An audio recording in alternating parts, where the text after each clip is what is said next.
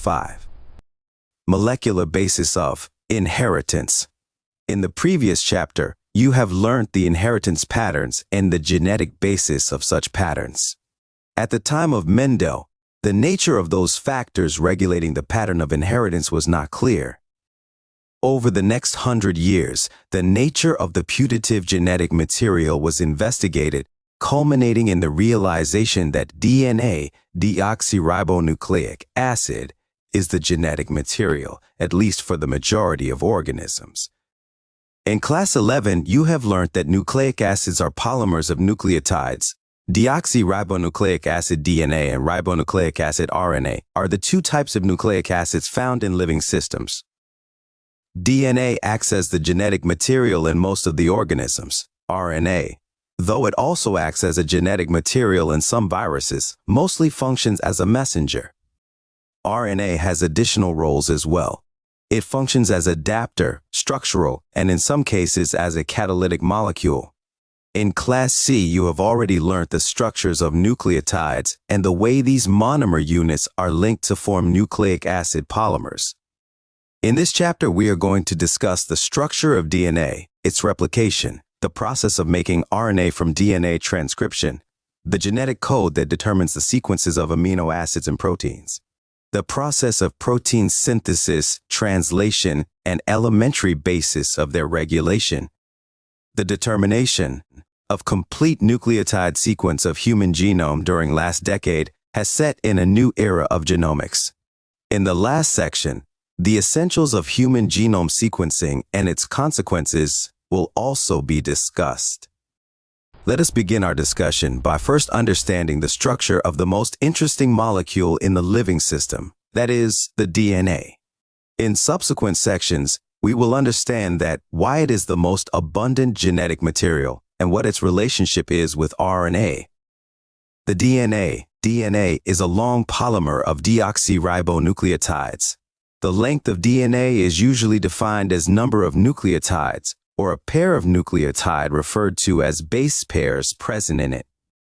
This also is the characteristic of an organism. For example, a bacteriophage known as Phi 174 has 5,386 nucleotides. Bacteriophage lambda has 48,502 base pairs BP. Escherichia coli has 4.6106 BP, and haploid content of human DNA is 3.3109 BP. Let us discuss the structure of such a long polymer. Structure of polynucleotide chain.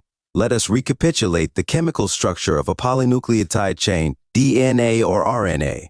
A nucleotide has three components: a nitrogenous base, a pentose sugar ribose in case of RNA, and deoxyribose for DNA, and a phosphate group. There are two types of nitrogenous bases: purines, adenine and guanine, and pyrimidines, cytosine, uracil, and thymine. Cytosine is common for both DNA and RNA, and thymine is present in DNA. Uracil is present in RNA at the place of thymine. A nitrogenous base is linked to the OH of 1-carbon pentose sugar through a N-glycosidic linkage to form a nucleoside, such as adenosine or deoxyadenosine, guanosine or deoxyguanosine, cytidine or deoxycytidine, and uridine or deoxythymidine. When a phosphate group is linked to OH of 5-carbon of a nucleoside through phosphoester linkage, a corresponding nucleotide, or deoxynucleotide depending upon the type of sugar present, is formed. Two nucleotides are linked through 3' to 5' phosphodiester linkage to form a dinucleotide. More nucleotides can be joined in such a manner to form a polynucleotide chain. A polymer thus formed has at one end a free phosphate moiety at 5' end of sugar, which is referred to as 5' end of polynucleotide chain. Similarly, at the other end of the polymer, the sugar has a free OH of 3' carbon group, which is referred to as 3' end of the polynucleotide chain. The backbone of a polynucleotide chain is formed due to sugar and phosphates. The nitrogenous base is linked to sugar moiety project from the backbone. In RNA, every nucleotide residue has an additional OH. Group present at 2' position in the ribose. Also in RNA, the uracil is found at the place of thymine 5-methyl-uracil, another chemical name for thymine. DNA, as an acidic substance present in nucleus, was first identified by Friedrich Miescher in 1869. He named it as nuclein. However, due to technical limitation in isolating such a long polymer intact, the elucidation of structure of DNA remained elusive for a very long period of time. It was only in 1953 that James Watson and Francis Crick, based on the X-ray diffraction data produced by Maurice Wilkins and Rosalind Franklin, proposed a very simple but famous double helix model for the structure of DNA. One of the hallmarks of their proposition was base pairing between the two strands of polynucleotide chains. However, this proposition was also based on the observation of Erwin Chargaff that for a double-stranded DNA, the ratios between adenine and thymine and guanine and cytosine are constant and equals 1. The base pairing confers a very unique property to the polynucleotide chains. They are said to be complementary to each other, and therefore, if the sequence of bases in one strand is known, then the sequence in other strand can be predicted. Also, if each strand from a DNA, let us call it as a parental DNA, acts as a template for synthesis of a new strand, the two double-stranded DNA, let us call them as daughter DNA. Thus, produced would be identical to the parental DNA molecule. Because of this, the genetic implications of the structure of DNA became very clear. The salient features of the double helix structure of DNA are as follows. 1. It is made of two polynucleotide chains, where the backbone is constituted by sugar phosphate and the bases project inside. 2. The two chains have anti-parallel polarity. It means if one chain has the polarity 5' to 3', the other has 3' to 5'. 3. The bases in two strands are paired through hydrogen bond. Hydrogen bonds, forming base pairs. BP adenine forms two hydrogen bonds with thymine from opposite strand and vice versa. Similarly, guanine is bonded with cytosine with 3 H bonds. As a result, always a purine comes opposite to a pyrimidine. This generates approximately uniform distance between the two strands of the helix. The two chains are coiled in a right-handed fashion. The pitch of the helix is 3.4 nanometers. A nanometer is 1/1000th of a meter, that is 10 to the power minus 9 meter, and there are roughly 10 BP in each turn. Consequently, the distance between a BP and a helix is approximately 0.34 nanometer. But 5, the plane of one base pair stacks over the other in double helix. This, in addition to hydrogen bonds, confers stability of the helical structure. Compare the structure of purines and pyrimidines. Can you find out why the distance between two polynucleotide chains in DNA remains almost constant? The proposition of a double helix structure for DNA and its simplicity in explaining the genetic implication became revolutionary. Very soon, Francis Crick proposed the central dogma in molecular biology, which states that the genetic information flows from DNA to RNA to protein. Some viruses, the flow of information is in reverse direction, that is, from RNA to DNA. Can you suggest a simple name to the process? Packaging of DNA helix. Taking the distance between two consecutive base pairs as 0.34 nanometer, 0.34 into 10 to the power minus 9 meter. If the length of DNA double helix in a typical mammalian cell is calculated simply by multiplying the total number of base pair with distance between two consecutive base pair, that is, 6.6 into 10 to the power 9 base pair into 0.34 into 10 to the power minus 9 meter per base pair, it comes out to be approximately 2.2 meters. A length that is far greater than the dimension of a typical nucleus, approximately 10 to the power minus 6 meter. How is such a long polymer packaged in a cell? If the length of E. coli DNA is 1.36 millimeter, can you calculate the number of base pairs in E. coli?